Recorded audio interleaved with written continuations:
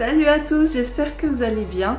Aujourd'hui, je voulais vous parler de bullet journal pour vous présenter mon Covadis que j'ai maintenant depuis 9 mois. Et justement, je voulais en profiter de faire cette vidéo pour vous parler de 3 choses. Donc premièrement, je vais vous présenter le Covadis et je vais le comparer au Leuchtturm 1917. Je crois que ça se prononce comme ça. Puisque ça fait 3 ans, 3 années consécutives que j'étais vraiment sur le Leuchtturm. Et cette année, j'ai acheté le Covadis, donc on va voir ça ensemble, les petites différences et lequel que je préfère. Deuxièmement, je vais en profiter pour vous montrer un petit peu comment je l'ai aménagé, les différentes petites choses que j'ai testées, quelles sont les pages récurrentes que je fais chaque année dans mon bullet journal et tous les mois, etc. Et troisièmement, je vais vous présenter aussi les accessoires de papeterie, donc tout ce qui est stylo, stickers, etc. Que j'utilise. Et aussi, je vais vous parler de quelques petits sites internet sur lesquels j'ai acheté ou que j'ai repéré récemment, où il y a des petites choses très intéressantes quand on veut un peu personnaliser son bullet journal. Donc c'est parti! Donc voici le Covadis, il existe en 3 ou 4 couleurs je crois.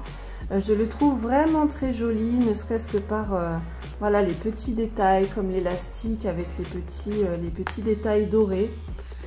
Pareil, la couverture est très douce. Petit point, petit bémol quand même, c'est qu'il se salit vite, je trouve. Il prend très vite les marques de salissure, je sais pas si ça se voit là. Mais voilà, je trouve qu'il se salit peut-être un peu plus vite que le Leuchtturm. Donc voici un de mes anciens Leuchtturm. Voici les 3 de ces 3 dernières années. Donc on peut voir au niveau de la taille qu'ils sont quasiment similaires, hein. Ils font quasiment la même taille, à quelque chose près.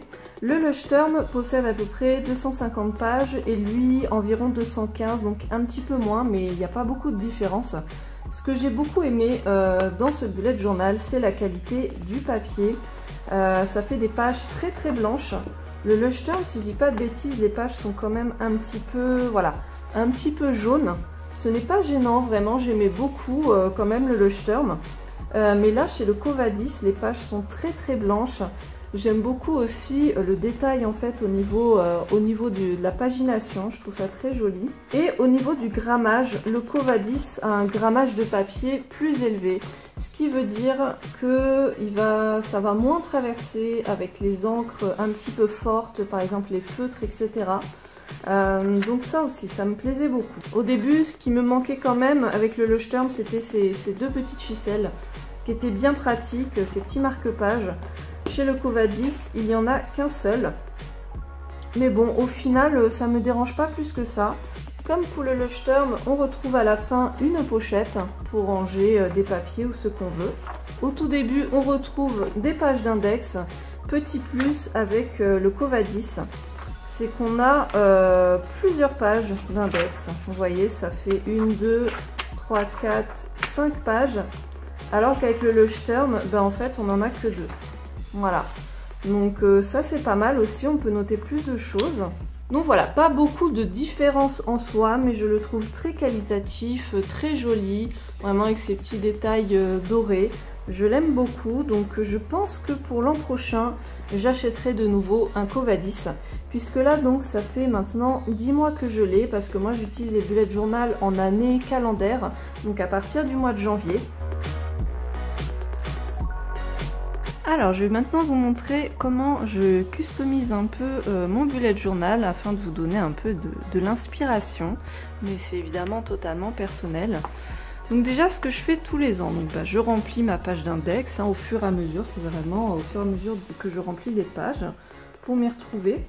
Et ce que je fais donc tout de suite au début de mon bullet journal, c'est que je mets les anniversaires de mes proches.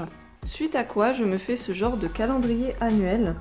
C'est vraiment pour noter les rendez-vous qui sont dans très longtemps. Ça peut être des rendez-vous médicaux, des mariages, des choses voilà qui ont lieu dans très longtemps, puisque moi je fais mon bullet journal mois par mois. Donc actuellement j'ai mon mois d'octobre de fait, mais pas celui de novembre. Donc si j'ai un rendez-vous pour décembre, c'est pas mal pratique pour plus tard le reporter donc dans mon bullet.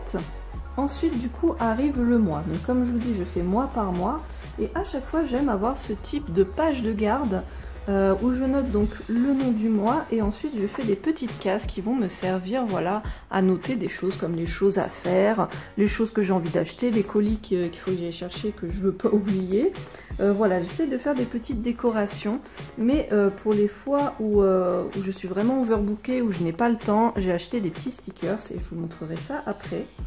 Voilà, je peux faire ce genre de petites décorations, vous voyez. Parfois finalement, voilà, j'ai rien à remplir, mais c'est pas grave, c'est au cas où. Parfois, voilà, je fais juste des petites décos comme ça, voilà. Ça peut être, voilà, selon mon inspiration. Et donc ensuite arrive le mois, semaine par semaine. Donc je fais une semaine par double page, avec à chaque fois un espace sous le dimanche pour pouvoir noter des choses. Je m'organise de la façon suivante, en fait, je tire un trait.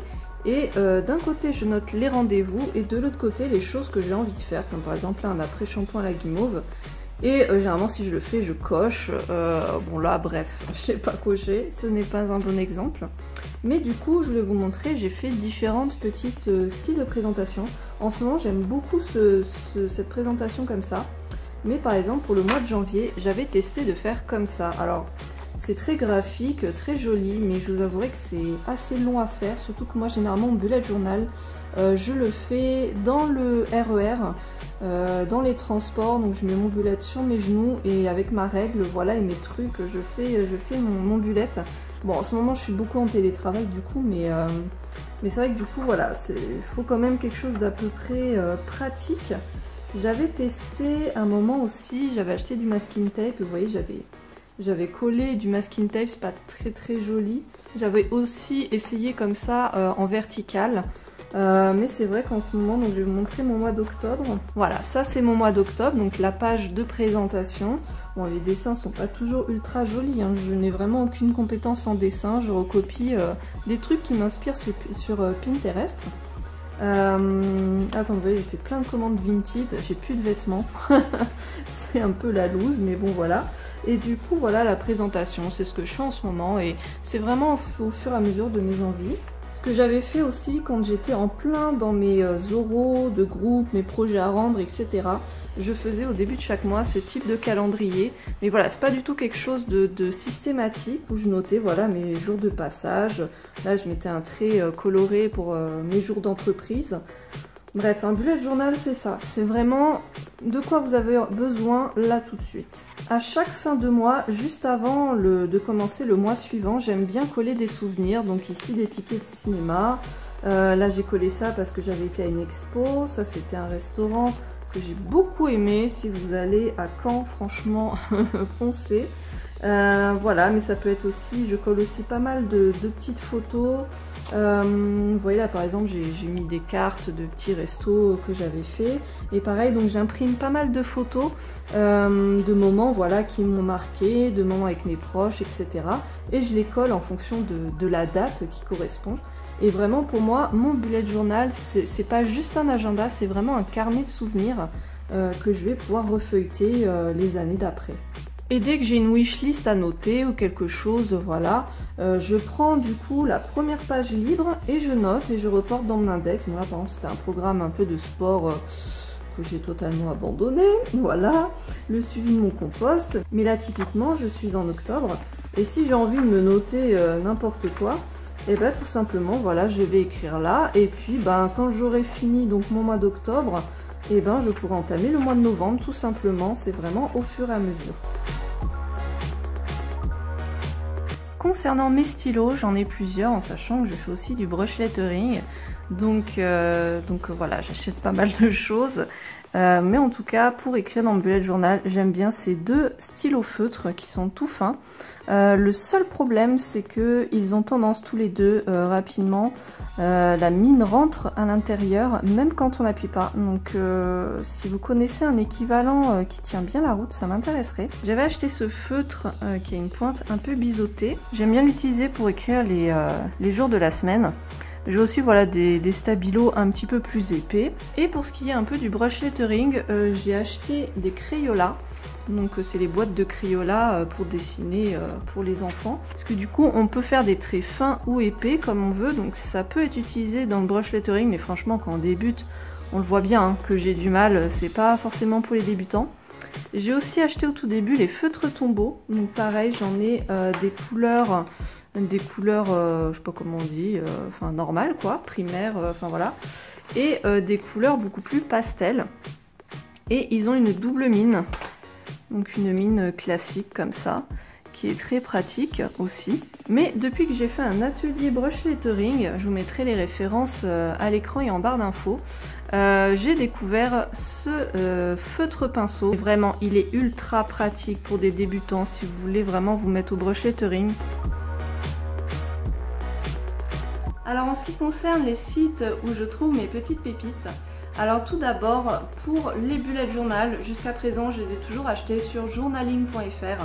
C'est un super site, c'est vraiment avec ça que j'ai débuté le bullet journal. C'est une jeune fille en fait qui a ouvert son petit e-shop et régulièrement en fait elle met des petites nouveautés. Donc il y a pas mal de choses, pas mal de stickers, de stylos et aussi donc des bullet journal mais aussi des agendas, des planners, enfin il y a plein de petites choses. Je vous ai montré donc le masking tape hyper fin avec lequel j'avais fait aussi certaines petites séparations pour mes jours de la semaine. Je les ai trouvées sur un site internet qui s'appelle majoliepapeterie.com. Il y a pas mal de masking tape très jolis, donc pareil vous pouvez aller faire un tour, c'est très sympa. Sur le site Creavea qui est très connu en fait pour tout ce qui est un petit peu DIY, il y a quand même pas mal de choses à aller faire un tour aussi. Je vous mets tous les liens en barre d'infos évidemment. J'ai remarqué pas mal de petits stickers, de petites choses qui ont l'air très très sympas. Et alors en ce qui concerne mon bloc, mon super bloc de stickers que j'adore, je sais plus exactement où je l'ai trouvé, mais je l'ai retrouvé sur le site La Fourmi Créative. Donc pareil, je vous mets le lien en barre d'infos. Il y a 30 feuilles et elles sont pour ainsi dire quasiment toutes différentes. Il y a vraiment plein de choses. Ce que j'aime beaucoup, c'est que chaque page va avoir une finition différente. Par exemple, la première, c'est sur une feuille autocollante transparente. Il y a du papier un peu glacé, il y a du papier un peu mat, avec effet mat. C'est pour justement les moments où je n'ai pas le temps de consacrer des périodes de coloriage, de dessin à mon bullet journal. Je vais du coup peut-être un peu craquer parce que j'en ai vu d'autres, notamment sur le site de Draeger.com, enfin je sais pas comment ça se prononce mais pareil je vous mettrai ça en barre d'infos. J'ai vu pas mal de planches différentes de stickers, donc pareil des petits livrets comme ça avec pas mal de feuillets de stickers dedans. Voilà, je vous ai tout dit, je vous ai tout dévoilé. N'hésitez pas à me dire en commentaire où sont, quels sont les sites où vous trouvez un petit peu des petites pépites, que ce soit en stickers, en bullet journal. Dites-moi quel bullet journal vous utilisez en ce moment. Est-ce que vous avez déjà utilisé le Covadis et quel est votre format préféré? Moi vraiment je ne pourrais pas utiliser de bullet journal pré-rempli. Il me faut vraiment quelque chose de personnalisé à 100%. J'espère que cette petite revue vous aura plu. N'hésitez pas à réagir en commentaire, à partager la vidéo et puis à mettre un petit pouce bleu. Et je vous dis à très bientôt. Salut!